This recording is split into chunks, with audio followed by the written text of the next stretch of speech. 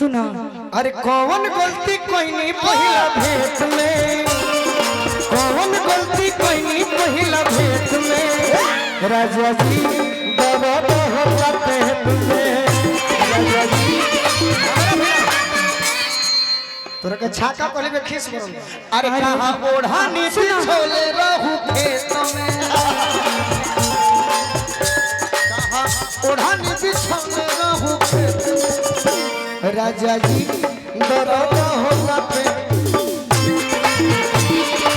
क्या बात है, क्या बात है, मेरा सुनिए राजा जी सुनो सुनो कैसा की दौरत देहला रिस्क तू उठाईबा, दौरत देहला रिस्क तू उठाईबा, शादी करके ये घरे ना ले जाईबा।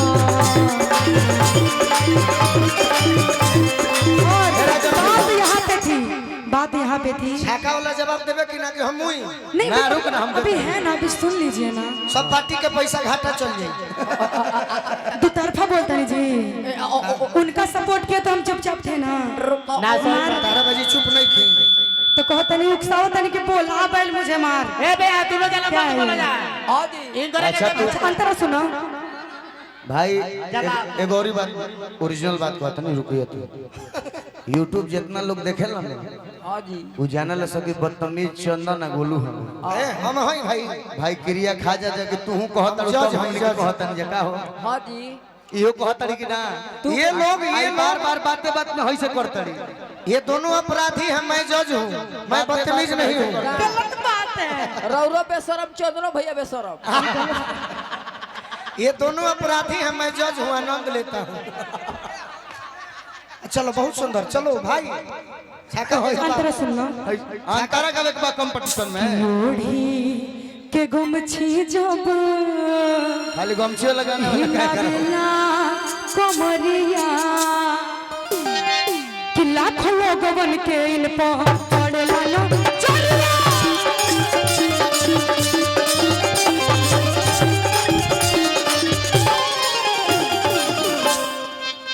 इका ओहो क्या कमर है। तू मारो, तू मारो। ओढ़ी के गमछी जब हिलावेला कमरिया, लाखों लोगवन के इन पर पड़ेला लो चोरिया।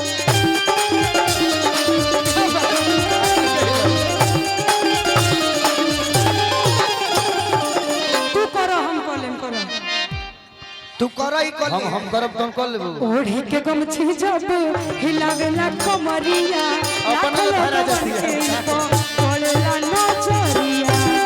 बाकी आदमी कुछ सोचेला